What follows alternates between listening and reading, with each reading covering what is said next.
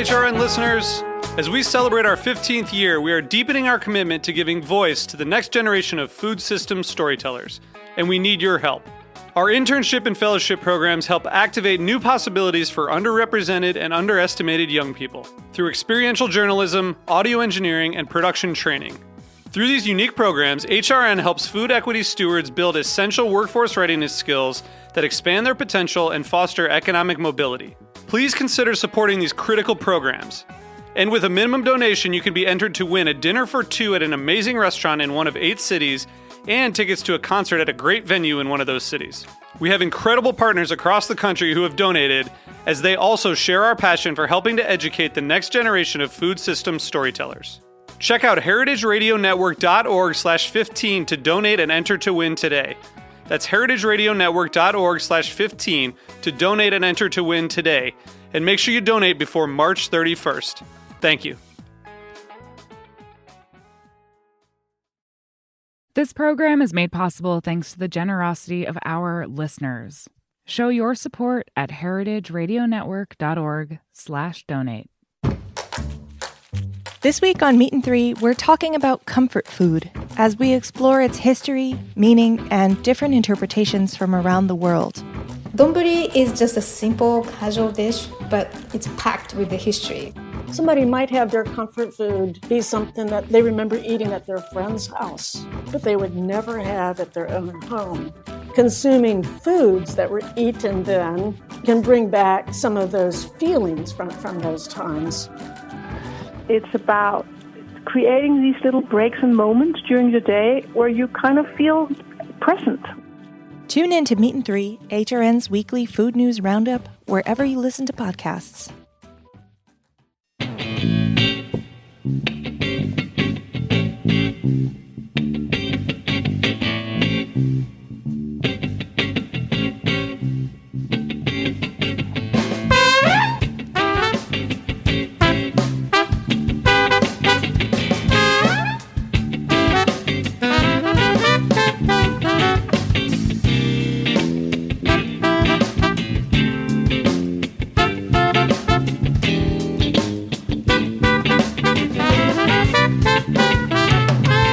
Welcome to the Grape Nation, your weekly wine journey. Our guest is Joel Gott. We'll talk to Joel about food, wine, Napa and beyond. We'll taste a Joel Gott Cab, and we'll taste a Pinot Gris from Oregon. I'm your host, Sam Ben-Ruby. Stay with us for the Grape Nation on the Heritage Radio Network. We bring wine to the people.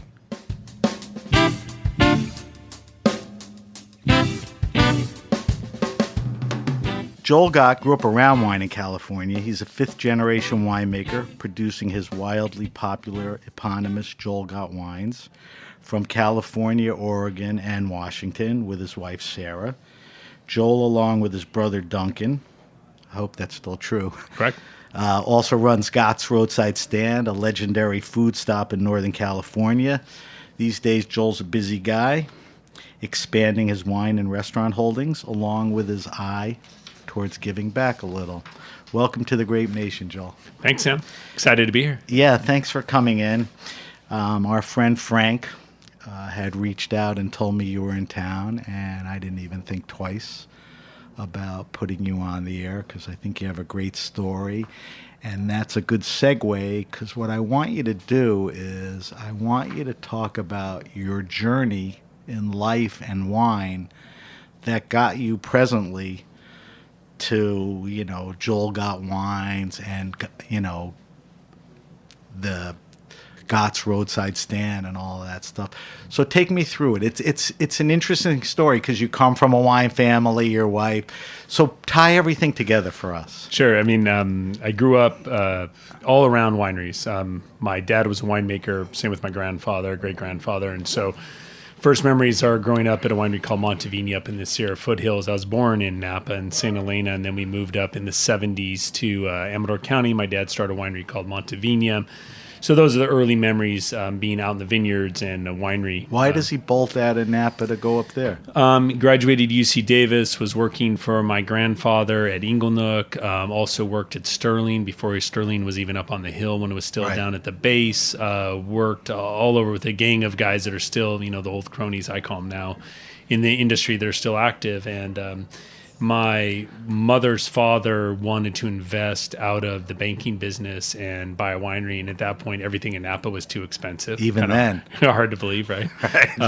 So they went up to Amador County and bought a 500-acre ranch up there. It was called the Masoni Ranch. That was vineyards that were planted in and I won't get the exact dates right, but 1885 through like 1890 something. Wow.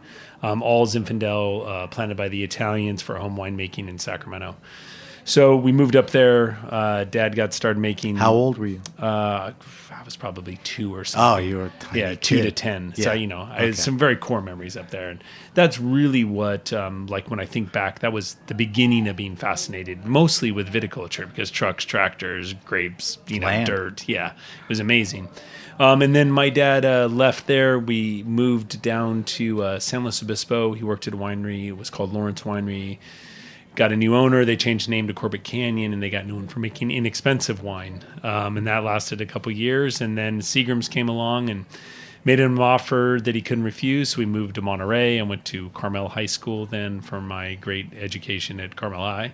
And he worked at Monterey Vineyards. And that went well. And then we moved from there back to Napa. I didn't go to college. I went to work straight out of high school at a place called Kenwood Vineyards for an amazing guy named Mike Lee. And Mike basically was School of Hard Knocks with winemaking. What year are we talking now? That would have been approximately 1989, 90, 91. Great vintages. Yeah, 89. Kenwood had a good reputation in those days. It was really incredible. At that point, the family still owned it. It's been sold twice since then. Unfortunately, Mike passed away, but an amazing guy, and he taught me a lot. It was I learned everything from having to write work orders on yellow notepads to being his driver. Right. Everything. So what happens after that? So then I did the typical young 20-something. I worked a year in the ski industry so I could ski. You got out of the hole. Yeah. I bartended for a year, and then my dad pulled the ripcord on that. And So wait, you don't go to college and you're just screwing around. Yes. You getting any crap from your parents? Oh, yeah, no, that's he pulled the plug on that real quick. Oh, he did? Okay. So, I had one winter and one summer that I wasn't Okay. under his thumb. All right. So then he lent my brother and I $4,000 to buy the inventory of a local hippie grocery store in Calistoga. Because what that meant is that we both would have to work there, or else we wouldn't be able to make payroll. And it kept us contained. So he set you up. Yes, yeah. It was the ultimate gift, $4,000 jail. You were locked inside the store. So that's when, Was it an established? It was like your corner hippie grocery store. It had a little teeny wine section. It had a little deli. It had some natural foods on a shelf and some beer. Did you see upside to it, or you were like, ugh, what are we doing here? I didn't know any better. I look back at that and I had no idea I had no idea. Okay. I got in there and it was just, it's kind of like the spinning top. Once you're in motion, you're fine. But before you're in motion, you fall down. So we got in there, and it was everything that we loved. We knew food because we grew up in a house that everybody was a cook. I'd worked in restaurants in high school to pay bills. So the deli thing was easy. Finding groceries to sell was great. We had a big produce section, so I was a buyer. Drive to San Francisco a couple days a week at 2 a.m. and buy produce at the produce market. So it was really engaging. We had a great little wine selection, and this is the early 90s in Napa.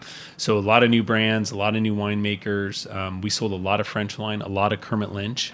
Bruce Nyers. At a Berkeley, sure. Yeah, pushing So the it French wine down sounds us. like you liked it and you got it going, and It was amazing. you took away a lot from it. I mean, if you had to look back and look now and then, the things you got out of the market thing, what would it be? It was work ethic, learning to invent on your own, learning that there are no rules, Right. There's no reason that you can't make something. You just got to read about it. So that taught us a lot. But what it did for me... Did you and your brother get along? Oh, yeah. We battled like brothers. Yeah, but slug each generally. other whenever possible. Okay. The other education that I got out of it that really helped me with my wines is I learned retail wine. Now remember, this is small scale, few hundred selections, but I understood how pricing worked. And that was my exposure to like, oh, wait a minute, there really is something to the price points. And that's honestly when I started making wine, I knew that I wanted to sell Zinfandel for $15 and Cab for 18 and Sauvignon Blanc for 14. It was like, because they were baked into my head from having a little retail, because those were the wines that sold. Sounds funny, but We'll get to that because that affects your first wine, but Yep. that was the inspiration. Correct. Those type of wines, that type of price range, Yep. accessible to Yep. you and all of that. yeah, it was Ridge. Then there's cheap Ridge Zin for $18. It was amazing. I wish now. Was that place ever like an Oakville grocery where it sort of became a little destination?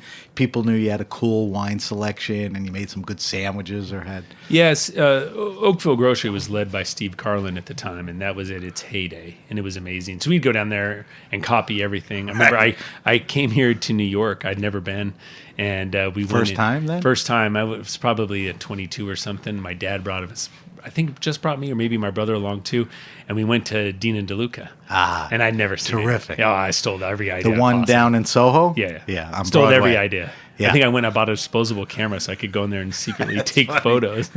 There's nothing wrong with stealing a good idea. Yeah, well, so anyhow, yeah, we were kind of like the junior league Oakville Grocery of the North. Okay.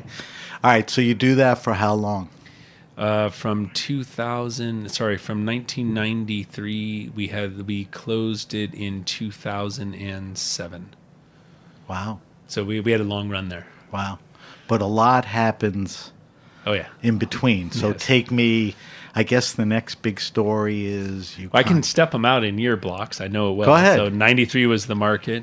96 is when Sarah and I started making wine. 99, I started So Taylor's. wait, let's stay with 96 for a second. So let's talk about Sarah. Sarah was your girlfriend or wife then? Oh, girlfriend. Yes. Okay.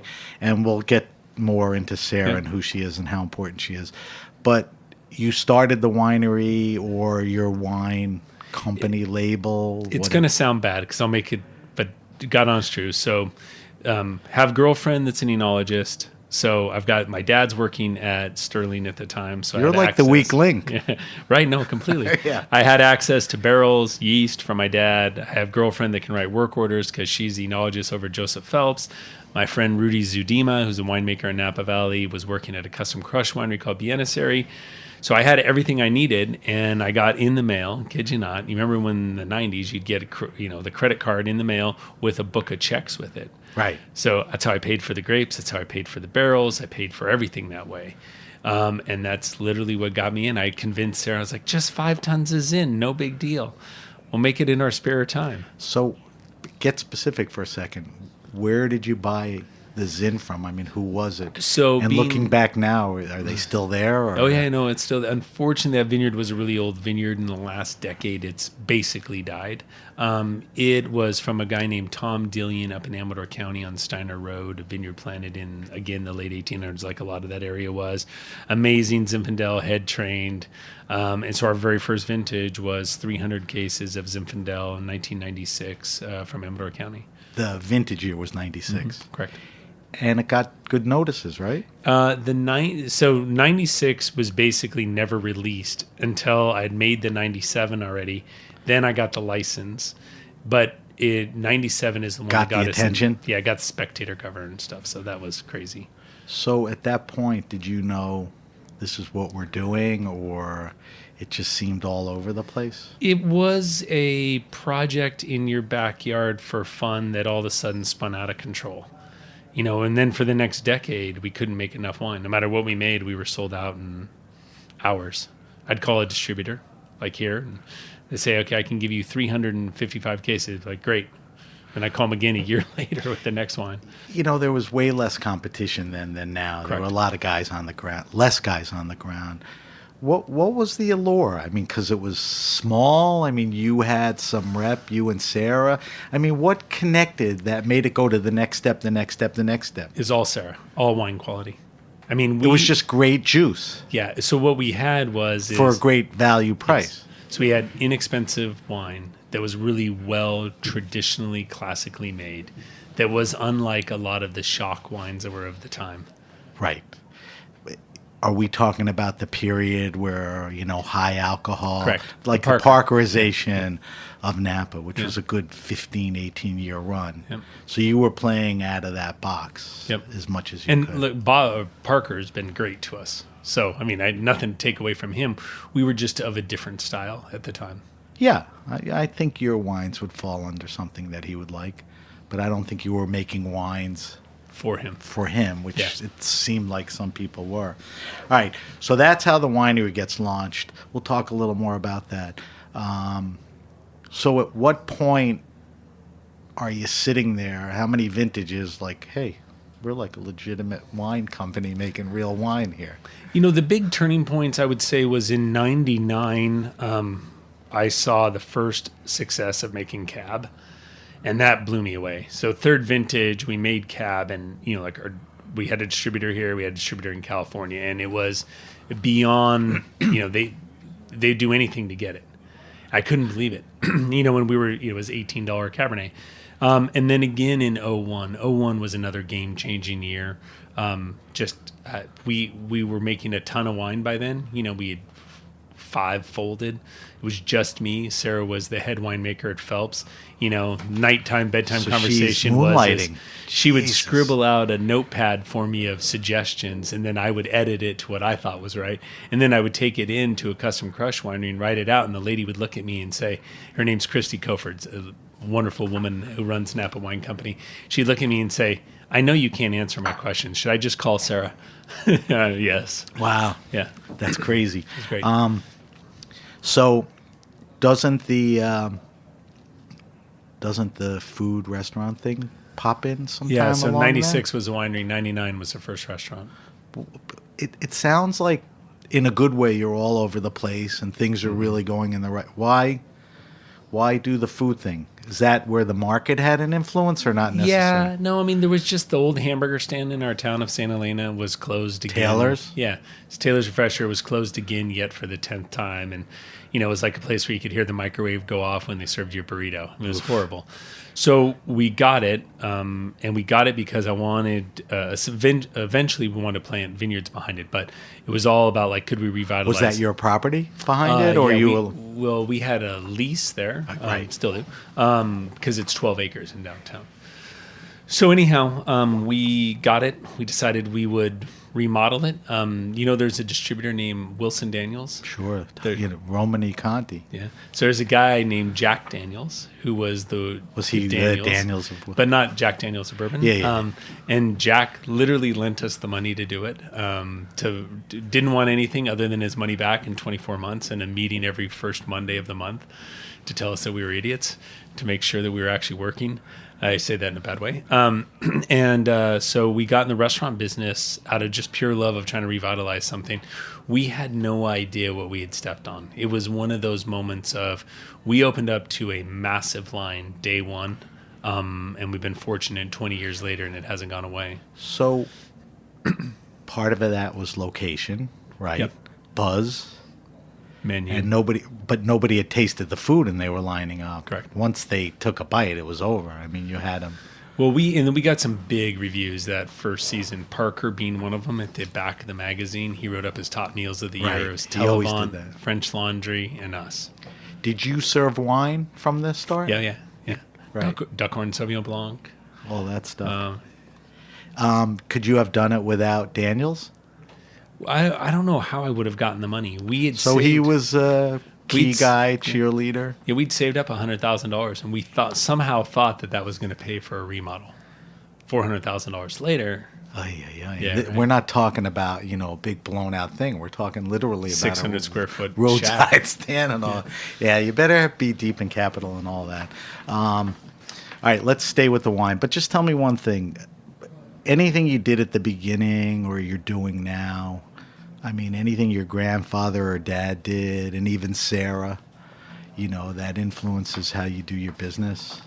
I mean, I think you sort of implied work ethic, which is as important as anything from your dad. Well, I think everything that we do, right, is we try to take I don't know how to say it correctly. It's like a realistic path to what we're trying to do and try to do it as classically and cleanly as possible. That goes from our winemaking style to what we do in the restaurant. It's kind of like how we do all the Three Thieves wines. Everything is we like to think classically made, nothing extreme. We like bang for the buck, the high end of the low end or the low end of the high end. But you're saying that, does that touch on, what your dad and granddad were thinking or doing necessarily? Well, not really, because my dad started Zinfandel Winery in the 70s because that was kind of that was the beginning of the Zinfandel era, right? Joel Peterson was making incredible stuff then. And so my dad was on the forefront of that. But then he got into the corporate world of wines. He's a consultant today to helping people buy wineries and get in and out of the wine business.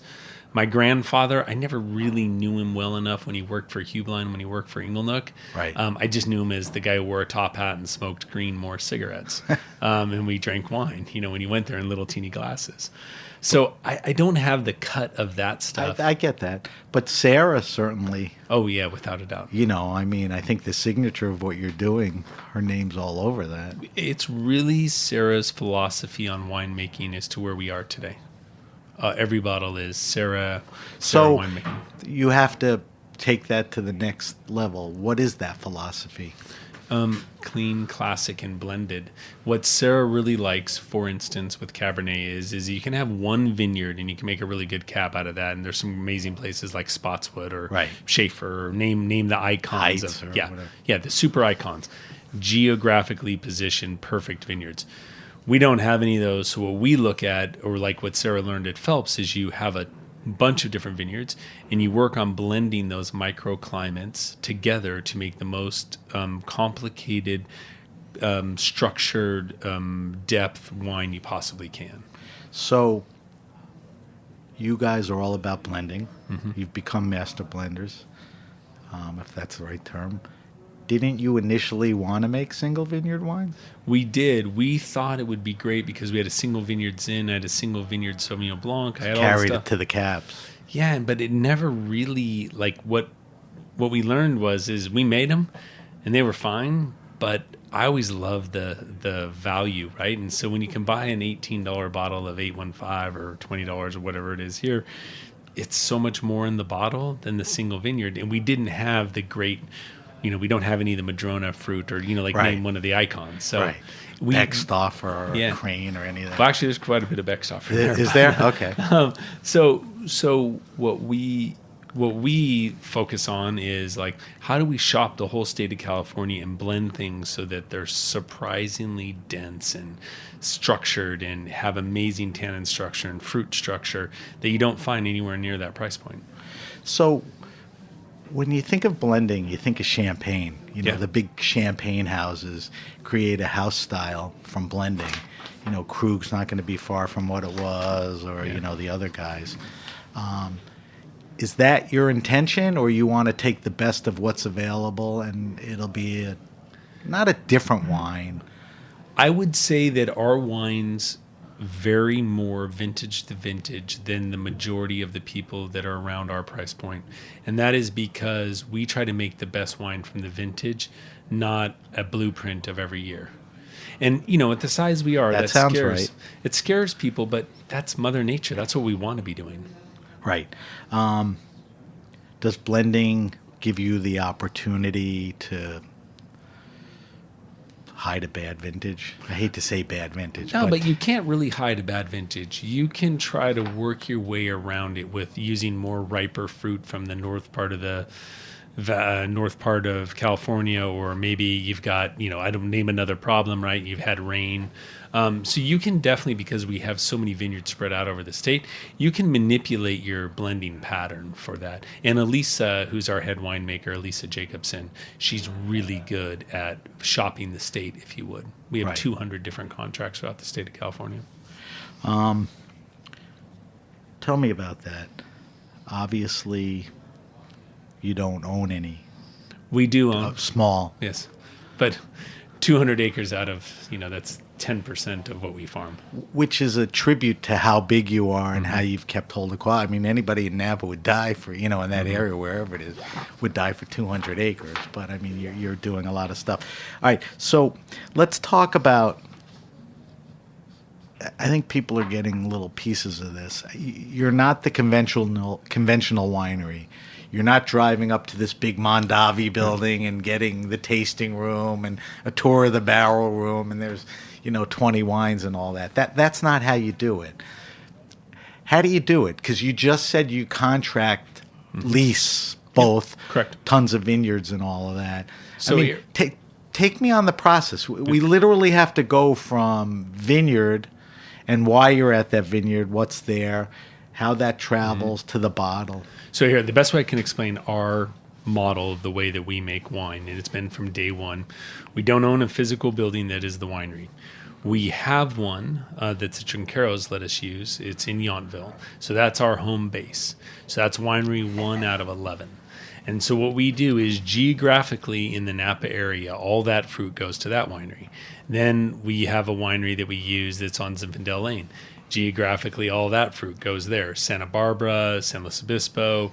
So we have these wineries that we basically bring the fruit as close as possible to that winery. Or the winery is close to those vineyards, and that's where that fruit is fermented. Post-fermentation, then we bring all the fruit, at that point wine, back to Napa, and that's where we start our blending and aging process and our bottling process. So, for instance, on a Monday in August, we're picking Sauvignon Blanc in Monterey.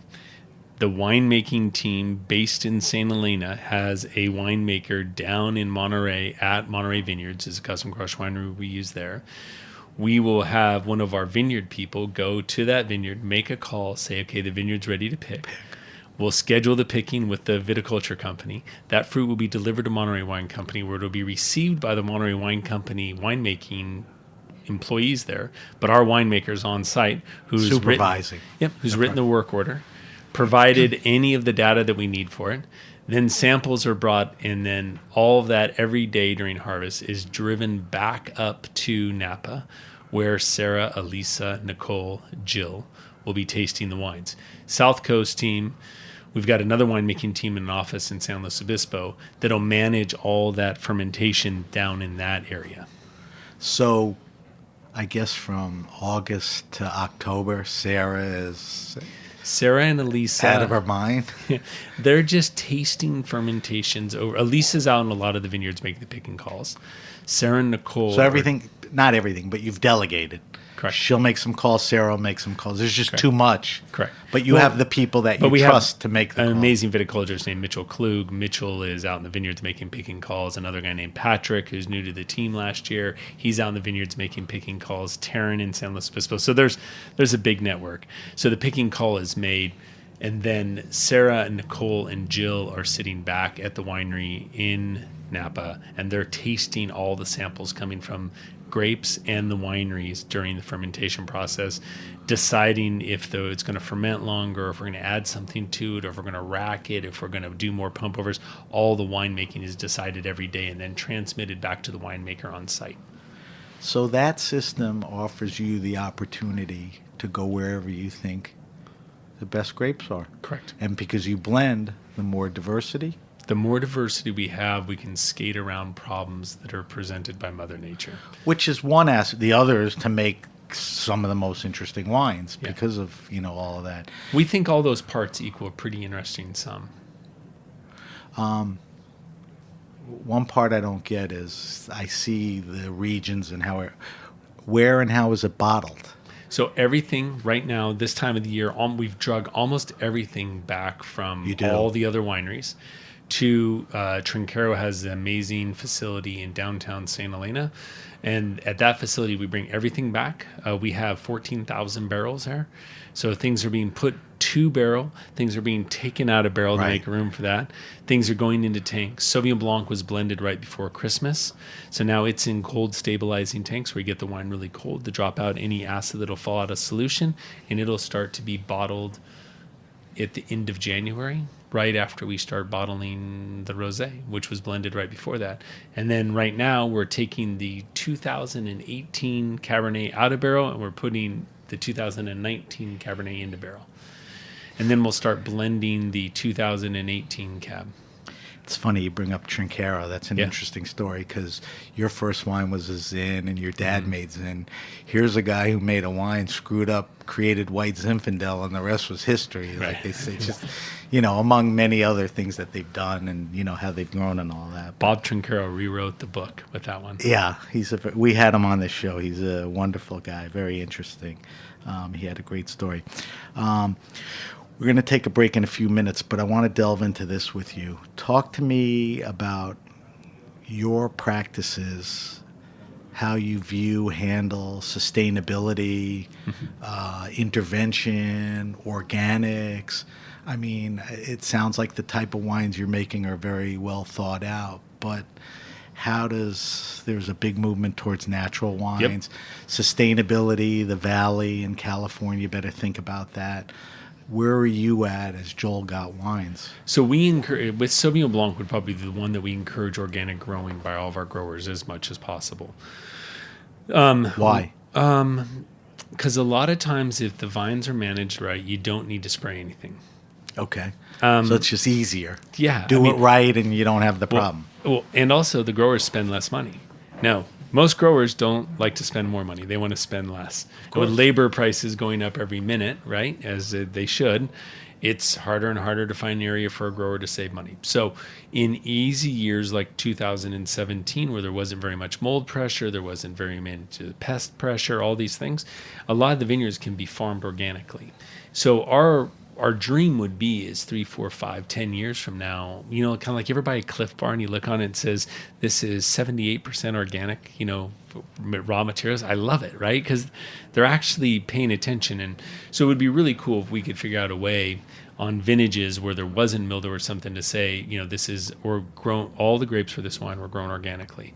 Maybe it's 92%. I don't know what the percentage would be. So that would be really exciting. Necessary? Is that important? Is that where you want to be or have to be? As a consumer, I would find it interesting. I love that idea. We're not there yet. The industry's not there yet. Bonterra's done a good job with making organic wine. Not organic wine, sorry, organically grown grapes. Organic wine is really difficult because of the use of sulfur for stabilizer. Yeah, but I mean, even in the natural wine world, a certain amount of sulfur is accepted. Correct. It depends on how much. Yeah. And we believe in pretty low sulfur rates. Right. And you can see that in the wines. So we also don't add anything to the wines that are any of the stabilizers either.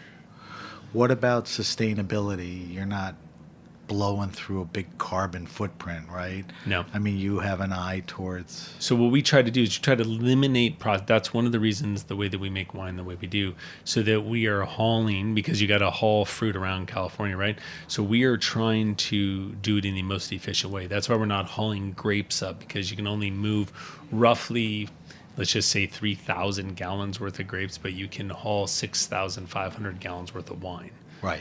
So we try to do it in the smartest way possible whenever it comes to that. Less truck trips, basically less wear and tear. And that's also the way that we're making the wine is we're not trying to do a million additives. We're into process and technology with the wine, super technical ways of filtering. This is in the cellar. Correct. So that would obviously be the next question. Now in the cellar, you're not into start over. We're not adding chemicals. Okay. That's always scares us. And so if it's a bad vintage and the acid's not great, you're not going to pour on the acid?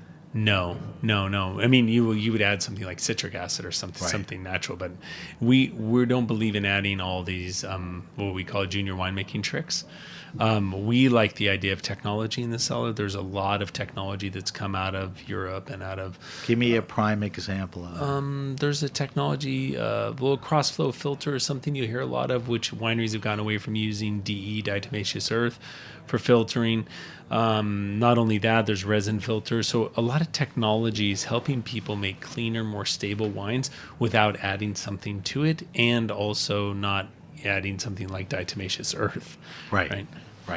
So if you're going to filter, that's a better way to filter. Correct. Because some people don't want to filter, but that's a whole nother. And we don't like to do heavy filtering either, but we will, like on the Sauvignon Blanc, we have to filter it. It has to be, we put that through a crossflow. Same with the 815 Cabernet. Right. Just so that we don't end up with something scary in there. Do you think because of the diversity of vineyards and because you blend, that also gives you, an opportunity to make the wines, where you don't have to manipulate them? The blend changes. Yeah, I mean, I would say the best way to describe that is all of our wines are dry, meaning we don't add any sugar. And that's usually the number one supplement to when you have too acidic of a wine or too cold of a vintage. Our blending allows us to blend to the profile that we want without adding concentrates or sugar. So Sarah likes dry wines. Yes. All right. Yes. Joel, we're going to take a break. We're talking to Joel Gott. Joel Gott is the proprietor of Joel Gott Wines. He's also the mind behind Gott's Roadside Stand. We'll talk about that a little more. You're listening to The Grape Nation on Heritage Radio Network. We'll be right back. All of us at HRN have been keeping busy, despite working and recording from home. This fall, we're proud to announce new shows on the network that each bring important and enlightening stories to listeners around the world. While the world is in turmoil and the future of our country is uncertain, there are certain constants that help keep us going. For us, food and storytelling are essential. While we can't come together in person, food podcasts from HRN provide a virtual table we can all gather around. Bringing exceptional stories to your ears and keeping you informed on the ever-changing political and environmental issues of our time is integral to our mission. At a time when the world around us is rapidly changing, HRN is committed to being here for our listening community, and we need you to be here for us. Join our table and help ensure the future of food radio by becoming a member of HRN. Go to heritageradionetwork.org/donate to make a contribution. Check out the latest additions to our lineup while you're there. You can see all of our series at heritageradionetwork.org/new show.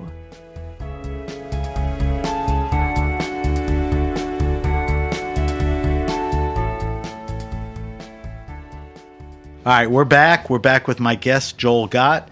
Joel is the proprietor of Gott Wines. And Joel, I want to talk to you about the wines. I think initially when we talked about it, you were making a Zinfandel, and then you talked about a cab a few years later. I think you've come a long way. You are in multiple states, California, Oregon, Washington. Anywhere else? Making wine in south of France with Charles Bieler. Okay. Shatter. All right. Make wine in Argentina for the show. So those are both super fun projects. Okay, so let's talk about that a little. You're working with 8-10 varietals Today? Yeah. Yes. I don't never count them that way. I'd have to get out all my fingers. Well, I looked at, on the website, I looked at all the wines, and there's a Pinot Gris, there's a Pinot Noir, there's a Zinfandel, there's a Cab, there's...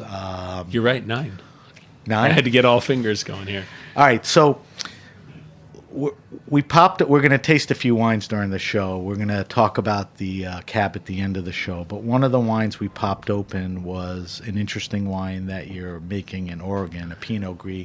Yeah. Tell me quickly how long you've been making it, how it came about. This would be our 7th vintage or 8th vintage. Yes, because this is the 2018 Willamette Valley, so it's a blend of about 6 different vineyards from around Willamette Valley. Pinot Gris. It's to me, it's obviously the signature grape of Willamette Valley. What I like in the style that we're doing is we put it into, of course, our winemaking style, which is a little bit more acid in the wine. The viscosity of Pinot Gris it's heavy. It's Pinot Grigio. So we like to get a little more acid to help balance it out, make it a little more food driven. 2018 is a cool vintage, and Willamette Valley is cool. So there's a little bit of a greenness to it, which is really satisfying. It's like a great little lime green to it. But it has all of the pear and peach blossom and the sweet notes that you find in Pinot Grigio, plus the viscosity and the weight of the wine. So a couple things. Let's remind people that Pinot Gris, Pinot Grigio. Yeah. We all have friends that either their wife or their husband drinks it, and the other spouse says, "Ugh." So if that person wants to get their spouse, sibling, whatever, to drink a good Pinot Grigio, Pinot Gris in Oregon, and this is like you described, it's got good acidity, which is good for food. It's a nice full-bodied wine. It's not that lemon juicy, thin, Pinot Grigio. So we're recommending people to try this. What's a good pairing? What's the classic? Man, for this, I mean, anything that has acid in it, this would be like, if you're having a salad or if you're having a piece of sauteed fish or for that matter, I mean, this has like appetizers written all over it, olives, baguettes, pizza. Right. It's pretty diverse that way. Well, but I like the style like this. It reminds me of some of the northern Italian Pinot Grigios. You can buy. They're fairly inexpensive Little in the cooler, store. right? Yeah, Those? cooler, higher elevation. Yeah. It's got that viscosity, the weight. Yeah, I love those wines. Those are some great wines. All right, so at this point, the majority of wines that you're making are what? Cabs? Majority, we make half of our production is Cabernet. Is cabs? Yep. Let's talk about the cab line. How many different cabs are you making? So we have 815, which is the most We're going to dominant taste wine. that Yep. for the wine. So that's our blend from all 7 vineyard growing or appellated areas in California, and then we also have 1 Napa cab, so Cabernet that comes from up in Howell Mountain, St. Helena, Rutherford, and South Napa. What do we call that? We call that the signature, the winemaker's cab, or we the call fancy schmancy one? We took my first name off. It just says Gott on it. Okay. Super creative. Soon we as don't you did have that, a chateau. soon as you took Joel off, it became a very classy wine. Well, we tripled the price. Yeah, well, you're entitled to do that. And the best selling is it the 815? 815 cab and the Sauvignon Blanc. Those are our 2. Now, give me a ballpark, nothing specific. The price range on the 815 is $18 to $20. Yeah, so tell people what you're getting for an $18, $20 bottle of wine. It could sit next to a more expensive wine and We like to think so. So we blind taste against wines. I'm telling you, twice, so tell me why. Twice its price. It's all about diversification of fruit in our winemaking style. Sarah's winemaking style is about blending, and this wine has fruit that is grown in Napa, Sonoma, Lake, Mendocino counties in the north. And in the south, we have the Lodi region area called Borden, also in Monterey County, small amount, but then in San Luis Obispo County, Paso Robles, and Santa Barbara County. Wow. So we've got this huge, diverse growing area. In each one of those vineyards, there is 68 different fermentations in this wine. So those are all small little tanks, fermented, kept on their own, and then blended together over the next year and a half to create the wine. Can you think of any wine in that price range that goes through all those ruminations? I unfortunately don't think that in our price range there's many people doing that. Yeah, I mean, which is a tribute to the type of wine that. But there are, there's, I never want to throw anybody under the bus, but there's some great wines in that. They're a little harder to find. Right. What was the compulsion after making wines in California to move out? Were you had your sea legs and said we could do this anywhere? I was with Elisa, who's our head winemaker, and Elisa really, really wanted to do a project somewhere else. And we were, of course, talking about the same thing. We both wanted to go up and do something in Willamette Valley. Did somebody come to you, or you went and looked? We went on a fishing expedition. You did. So it wasn't like, hey, I got an idea. Would you like to try? You went and, spec'd it out. And correct. And then we went out and sold it to somebody. Wait, so let's go backwards. So what year was that? 2008 was the initial looky-loo. 2010 was the vintage. Okay, and then you said you developed that and sold it? So we developed it. We made, I don't even remember, it was like 1,800 cases of Pinot Gris. But I knew that, it was an uphill battle trying to sell it. So I just went and I found one retailer that would buy it all. So then I could deliver the whole enchilada. It was like one quick delivery and, okay, we're in the business. It worked well. It's funny because I think to this day, and I don't think people can imagine, how successful the operation is, how much wine you make, the diversity and all of that. The funny thing is, let's talk about staff. I mean, how many people make up Joel Gott Wines? So we're pretty unique in the industry. We are 25 people. Those 25 people are all production people. Well, I mean, we've got a couple support staff, but it's literally, there's no sales, there's no marketing. Our partners at Trinchero. So in 2009, the guy that runs Trinchero, Bob Torkelson, proposed this relationship to where we would just make wine, because we're not good at distributing, accounting, packaging, any of that stuff. We like to focus on winemaking. So his view is they're a huge organization. They're really well run. They're efficient. They could do all of the heavy lifting. We just make the wine. We delivered finished wine to them, and it's a match made in heaven. So you never strayed from that path. I mean, Since 2009. You stayed with the core. Yeah, and in 2000 up to 2009, we'd started to hire salespeople. We'd hired a general manager. We'd hired accountants. I mean, it was a nightmare. It's not what I should be running. And so Trinchero has been this amazing relationship. And they have a lot of clout and good distribution and amazing purchasing power and organization, which is reporting. And because you're at the level where you need all the proper considerations. Oh, God, could you imagine trying to do it on your own? I don't know how you got this far. I mean, Right. Quite honestly, I mean, that's the story. I mean, that's what's interesting about this. You know, the growth, the quality, the amount of wine you make, the diversity of varietals and all that. I mean, that's the terrific story. What was the compulsion to make, a high-end wine? Is that something everyone has to do at some point? Like every Somm has to become a winemaker. Thomas Pastishak has his thing up in Finger Lakes. Raj Parr's in Santa Barbara. Larry Stone. I mean, is that like winemakers have to have a fancy wine? So the reason we started making Napa Cab is because we put a lot of Napa Cab in 815. So it is literally the byproduct of making $20 wine is $60 wine. So we take out some of the favorite barrels and tanks for that. Right. Tell me a little about Pinot Noir. Is that an Oregon thing? Well, primarily it's California, but we also make Pinot up in Oregon. Two totally different styles. The California one is more bigger, rounder, softer, fruit-forward, depth style.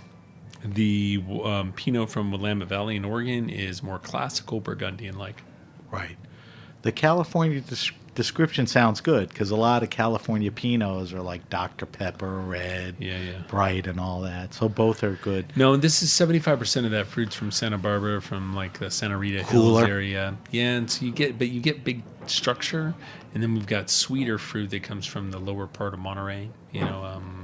By King City, San Lucia Highlands area. Right. So you get the sweet fruit, the kind of the punch. And one last thing, Washington. When and why? And what? Because Charles Beeler and Charles Smith were up there making wine. They're kings of Washington. Yeah. And so they drugged me along on some expedition fishing trip, and I found Riesling up there, and then I found a Cab blend, and then we started making Gruner Veltliner, all 200 all those great cases. varietals. Oh, yeah. Gruner's my favorite. And we probably tape a $10 bill to every bottle. There's no way to make money. Charles Kung Fu is just a great, value. Yeah, that's a great one. And I'm sure you're making some good stuff up there. So they were a big influence. Oh, yeah. They got you into those varietals. Correct. And how is that going? I mean, is that you're committed to that? It's yes.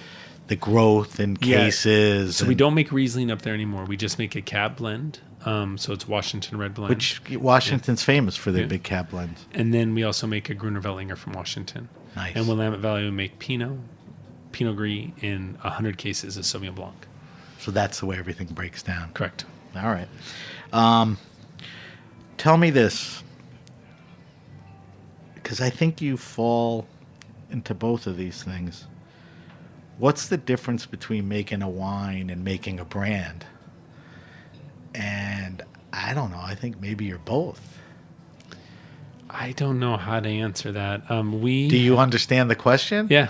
Okay. Well, I didn't say that in a condescending way. It's like, hey, but how do you interpret that? Because we discussed for the last 40 minutes, making the wines, but there's a brand thing now, and the brand all happened by accident. The brand to me is history. It's our history that's created the brand. We named the winery by mistake, Joel Got Wines. I didn't have time to change the government form, and I didn't have a great name like Quintessa or something. I made the label as a temporary label on a 11.5 piece of paper. It's a sparse, classic label. Because I gave it to Tina Fakar on a piece of printer paper and said, put my name here, the variety there, and all that government stuff at the bottom. I think there's no regrets. So you are a brand and you're making wine. You're okay with all of that? Yeah. Okay. The most exciting part, I would say, about our business today is the diversification of all of our grape growers and the young, talented winemaking staff that we have spread out everywhere. They're really, it's like, without the sum of people, it doesn't work. Yeah, that's kind of a nice way to end it, because that's really what it is. We have a thing called the wine list. I ask all my guests 5 questions. You're subjected to that. But before we do that, let's talk about a couple other things. Gott's Roadside Stand. You're up to what, 6, 7 of them? 7. You're in the Napa Valley. You're in San Francisco. You're in Walnut Creek, Marin, Palo Alto. Right. So yeah. And you see expansion on a calculated basis? Yeah, I think we can grow and not lose what we have if we grow one every maybe year and a half, 2 years. So what you have, explain that. I know what it is because I've been eating there for years, but, what's the big deal? Why are we talking about this? What do you have there? I mean, there are certain things, whether it's the potatoes or the meat or, what is it that's there? We are, if you had to describe it on the quick explanation, we are a roadside food stand. We're known for burgers, fish, salads. And what I've learned in that business over the last 20 years is it's the size of our menu that makes it appealing, right? There's great stuff out here like Shake Shack, but it's a pretty narrow menu. This is a massive menu. And so that you can bring your vegetarian friend, you can bring your fish-only eating friend, you can just have a salad, or you can have like some massive... ahi tuna burger. Yeah, or an Impossible burger. Right, or, but you didn't talk about quality. I think, We've been lucky that when we got started, we weren't price concerned. So we go quality first. Price is never communication. We're never going to win a pricing war. Right. So the only war we want to win is quality. Like how. So that was from the beginning. Yeah. What farmer can we buy what from, and how can we serve it? I mean, it sounds silly, but we'll shift different corn growers 3 or 4 times during corn season to make grilled Mexican corn, street corn. We geek out on everything. We look at like our falafel, right? Where in organic are those ingredients from? How are we going to make it? We, like our chicken is all Mary's Chicken, which is a local chicken company, which I think is incredible. Fish is better than sushi grade for ahi. I mean, we geek out on every little piece of it, and we've got an amazing team that can manage it all. So you just set yourself up to ask me this question. Yes. Why and when will that carry through to the wines? People are very specific about organic food, and then they drink mega purple shit wines and all that. Well, that's why, like for my you're own not brand, not doing it. We talked about it, but there's a place you could be almost like Gott's. Well, that's like on my own wine. That's why I love the idea of being able to say this is 78% organically grown Sauvignon Blanc from the San Ynez Valley, right? I mean, to me, that's the win, and we're years away from that because. But moving that direction, correct, and the whole industry is going to go that way. Yeah, we have to. Well, some people are in less of a rush than others. It's less important, and that's what worries me. But if you ask any of the guys or girls that are making great quality wine, they will tell you grapes make the wine, right? Right. No matter how fancy your chateau is or how great your basket press is, it's all about the farming and the grapes. So in that aspect, the more naturally grown your grapes are, the better quality, the less input you have to do into it. Labor is a huge problem. I agree, and I'm glad you brought that up. I mean, if it's done well in the field, it gets a lot easier, from then on. And so nobody wants to put a bunch of labor into their vineyards right now because you can't afford it, and it's not a great job. And so it's better the less inputs that you have. All right. 2 things. Let's do them quickly. You're doing a cool, funky project. What is it, in St. Helena? Correct. You took over a famous restaurant, Cindy's Backstreet. Cindy is Mustards? Cindy Paulson Mustards. Is arguably one of the great restaurants on the show. You French took over that, Laundry and you and took over a restaurants. gas station. Yes. And just tell me quickly what you're doing, because if you're up in Napa, this is a cool destination. So we've got this cool new gas station. It's basically a little eatery within the service bay of a gas station. So, Okay. you know, you can get there and get a coffee. You can get an egg sandwich. You can get a sandwich. You can get a cookie. But we make everything from scratch, all locally grown grains. So grains grown within 50 miles, milled in Petaluma. All the butter's local. Everything's local. The chocolate's obviously not local, but we try to buy everything we can local. We're trying to make everything over at Cindy's Backstreet, which will open up as a restaurant this coming year. But for now, it's a commissary kitchen. We gutted it. Does it have a remodeled. name? At this point, no. At It's this just point, the gas station in But St. if you're Helena. in town, the gas station's called the station. But, right. And Cindy's. Cindy's No name yet. has been a commissary, but you just said it's going to open as a restaurant. Yeah, it will. Okay. But right now, if you're in town, come by. Just Okay. knock on the door and get a cookie. And then the last thing is, everybody tries to give it back. And you started an initiative. Let's talk about that for a minute. So one of the marketing guys that I work with, Mark Dunley, came up with this amazing idea because he heard us talking about donating time and employee time to the food banks in our local area. So he came up and was like, wow, why don't we try to do something where we can partner with our distributors around the country to donate to their local food banks. So it's been amazing when I think we've got a soft start that has gone beyond great. So I'm hoping that over the next couple of years we can build this into something dramatically beneficial to local food banks throughout the country. There's a name to it. Tell everyone. Gott for good. Gott for good. G-O-T-T for good. And keep an eye out for that. Have you set up websites or anything for that? All that stuff's just happening. We went out Okay. just to our distributors and said, hey, do you guys want to partner on So this? it's very young. Yeah. All right, we'll And stay on it top works. of that, and we'll let people know. All right, Joel, nobody leaves the studio without answering our wine list. Our wine list is a set of 5 questions. We ask everyone the same 5 questions. Be spontaneous. Don't dwell on any of this. Don't get nervous. The first question is, what are you drinking now? And that's in the context of, what are you trying? What's in your fridge? Are you changing for the seasons? I've been what are you drinking fixating on? 2018 Veneca Sauvignon from Northern Italy. Okay, it's really that's tasty. Wait, 2018 what? Sauvignon Sauvignon Blanc. Blanc. They call it Sauvignon. But what Vinica? Vinica, which is That's the maker? That's the brand. Yeah. It's Vinica? from- Correct. Vinica. Okay. Because we post all this. Yeah. No, you want. I didn't tell everyone. We post your answers, and we'll post the wines. I first got it at Union Square Wine Shop. Do I say that name right? Union Square Yeah. Wine Shop, the big one. Yeah, downtown, Yeah. right off the square. Yeah, it's All great. right, anything else? I've been drinking, this time of the year I end up drinking a lot of our own Sauvignon Blanc because we're blending that right now. The other thing I've been drinking a lot of, which I saw you on the list here, Patrick Pugh's Chablis. I think bang for stuff. the buck. Great bang for the Amazing. buck. The 16s taste great right now. 17's a little green and tight. Give it time. All right, this is the goofiest question. Do you have a favorite wine and food? What? I You got have one another more. one. One more. You're allowed. Stone Crop Sauvignon Blanc from New Zealand. Stone Crop is the maker. I have to. 2 or 1 word. I buy it here in New York and ship it to California. You can't get it out there? It's not for sale out there. It's awesome. So there you go. Stone Crop Sauvignon. Charles Beeler turned me onto that. Yeah. What? Give me a price point on that. 16, 18 Oh, bucks. okay, so it's a I buy great- cheap wine. It's a great value.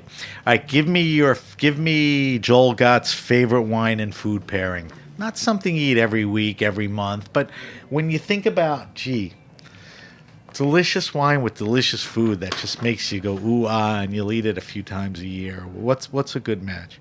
I would say because of the bakery, I've been eating a lot of bread and pretzels and baked stuff lately. And I've really gotten into like the Chablis / yeasty bread. Like there's a really weird balance between So the two. Chablis and yeasty bread? Yeah, that sounds Okay, weird. I like that. And actually it was pretzels last week. We've been trying to make pretzels. So Soft, hard, both? soft, always Okay. soft, yeah. So that the whole lie and all that Yeah, thing. no, it's good. I want to make them baguette size. That would be my goal at the gas station that we'd have them this summer. Would be big old pretzels. Well, you're not the first guy doing it. I mean, Right. there's pretzel breads everywhere, but Yeah, it sounds no. like a good idea. All right, so that's a good one. Favorite wine restaurant and or bar in the context of who really handles wine well, good wine knowledge, selection. You can go, it would be fair to name a place or two in Napa and then any place outside of there that, catches your attention? Okay, so in Napa, I love the old wine list. Their press. I Okay. think that is exceptional. Who's doing that? Press, which is owned by Leslie Rudd, Right. Family. Right. Leslie passed away. They've got an old, so you can go in there and Was drink. that who was the Somm there? It was somebody. Yeah, his name. Yeah, Scott. don't worry. I can't think. Don't of worry Scott's last about name. it. All right, so press, good food, great wine, great Go there and attention have to wine. 79 Cayman Special Select, and your head will pop out. 74 Heights. So, yeah, no, they'll have 74 Heights. What else? Can you name something else? I like the wine program at Mini Nashi in Napa. He's got amazing mezcal, a great bar program, and a really good eclectic European wine collection. Nice. I think that's pretty fun. Also, Are there any wine bars? Just as wine bars? no, there's Verjus in San Francisco, which is super hot right now, which I would go to. Yeah.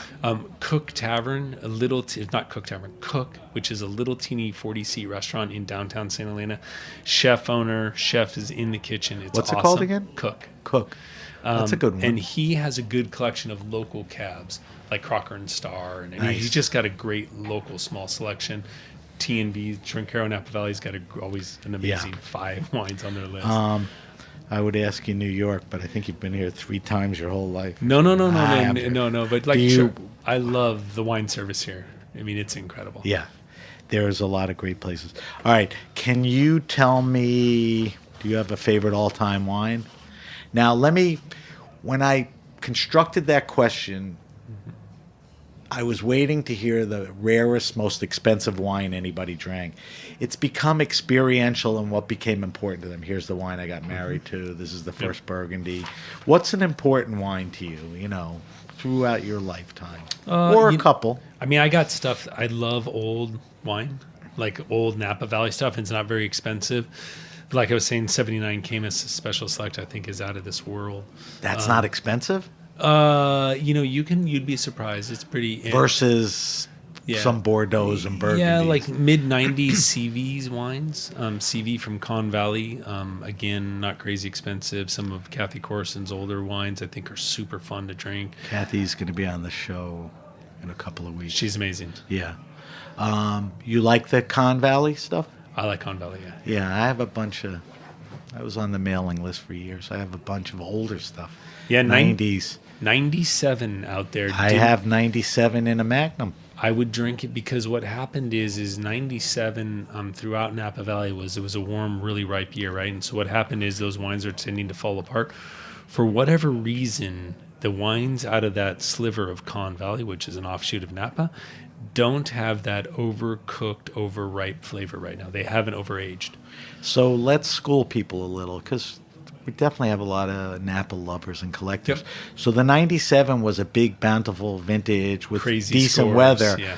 But it's you should start drinking it now. I would drink it now. And Con, because of the climate and bit where it's cooler. at, is Yep. okay. Okay, I want to answer your question, but Yeah, so I remember meals and wine and where I was. I had a bottle of Didier Dagenot actually makes one Sancerre. It's got the black label. Sarah and I had a bottle of the 2014, and it was mind-blowing. Every other bottle I've had has never been like that. Really? 2013 Ravenot, I had blind. I didn't know what it was, but it was just like unbelievable liquid in a glass. I couldn't believe it. Oh, And Ravenous. He's right. got it down cold. But then I've paid out of my nose to get other ones, and I'm like, Pavasad and Ravenel, Yeah. those guys rule it.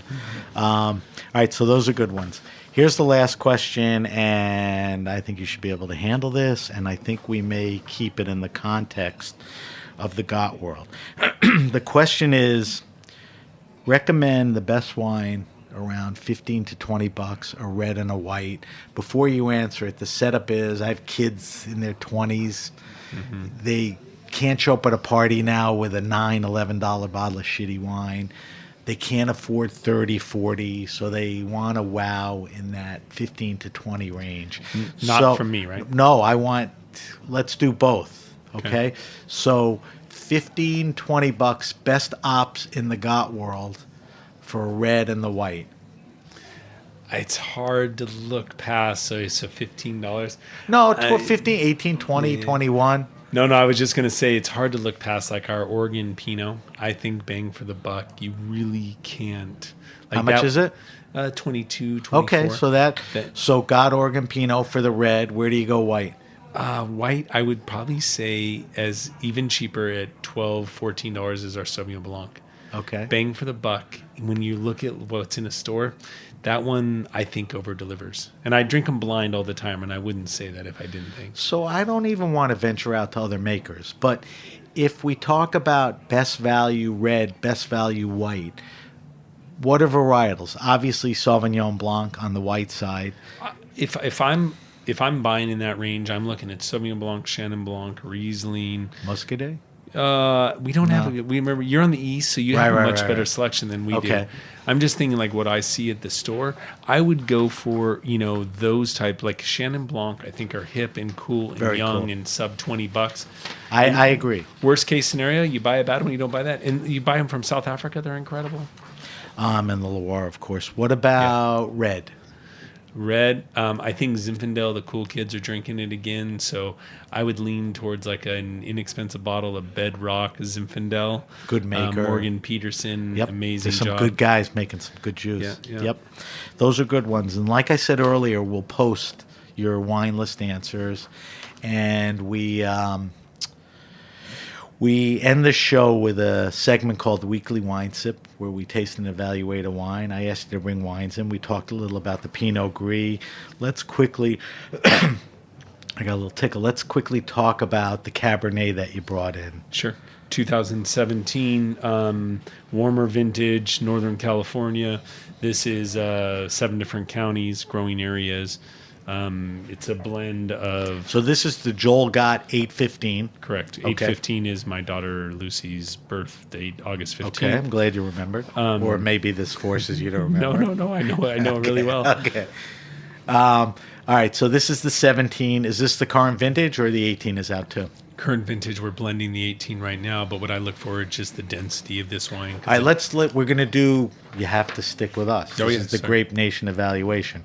All right, we're going to give it a sniff first, and then we throw it over the tongue. We'll talk about it. So on the nose, what are we getting on the nose? To me, I get a lot of that like sweet, there's a sweetness to Cabernet that it has. It also, I have a little bit of like a spice to it. I can get a lot of the barrels out of that. There's a lot of American oak, so it's toasty, a little marshmallowy. Yep, I agree with all of that. What about color?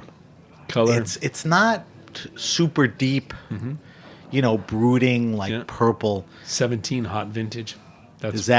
That indicates, how the color would come out.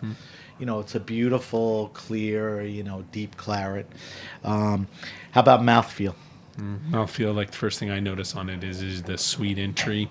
It has a lot of that like candied, dark fruits, black, which I like a lot, but it also finishes with quite a bit of acid and a soft tannin structure. You keep saying sweet, and that could scare people away, but I think a lot of people realize they like that sweetness made well, and this, So all of our wines are dry. We don't have any residual sugar. But when I say sweet, I mean fruit expressions. No, that's why I'm saying in a good way. I think, people like that. But Americans are not scared of sweeten, right? I mean, that's why some of the most popular wines in the country are sweeter. Blended wines, have some residual sugar. All right, last thing, palate. Does the palate replicate what you get on the nose? What do you get on the palate? Yeah. I get more on the palate of this is dark fruit and chocolate and the tannin structure. I get more of the sweeter fruit on the nose. Definitely chocolate. The tannins are pretty smooth. Dark fruits. Very nice. Let's talk about what you'd pair this with. I don't know, how about carne asada tacos? Okay. Or the pizza that we ate out here half Pizza an at hour ago. Roberta's, obviously good steak, good burger, all that stuff. But it's got good acidity, so it's a good food wine. We like this wine. You're happy the way it came out? Yeah. Okay. All right, so that is the 2017 Joel Gott 815 Cabernet Sauvignon. This is one of your more popular wines. Yes, it's, the it's, most. It's pretty readily available. Correct. So we're talking about a wine, great price to value, drinks well, available. All right, Joel, we have to wrap up. I want to thank you for coming in. Just have to do a couple of closing notes. If you have a question, suggestion, wine happening, or event, hit me up at sam@thegrapenation.com. That's sam@thegrapenation.com. Subscribe to the Grape Nation podcast on iTunes, Stitcher, Spotify, or wherever you get your pods. Follow us on Facebook at The Grape Nation. On Instagram, this is a little trickier. We're at SBenRuby. On Twitter, we're at BenRuby. But you can always use the hashtag The Grape Nation, and everything will pop up. As I mentioned earlier, we'll post Joel's wine list answers, and I'll post the wines that we drank today and anything else that we mentioned on our social media sites. Joel, if people want to find out more about Joel Got Wines on social media, The is World it Wide Instagram, Web. Facebook pages? All of it. Everything's at Joel Got? Correct. Okay. What about you? Do you... My social media? Yeah. I am horrible at social You're a media. Luddite. Yes. All right, so I got just- Chisel. Okay, so just stick with Chisel. Hey, that's a new app. So just stick with at Joel Got for wines to see what they're doing. Joel, thanks for coming in. Thank you for making the trek out to Brooklyn. It was worth it, right? Yeah, it's great. Get a little Roberta's pizza, drink a yeah. little wine. Frank Barbagallo, thanks for bringing Joel in. Thank you to our engineer, Matt, and everyone at the Heritage Radio Network. I'm Sam BenRuby, and you've been listening to The Grape Nation.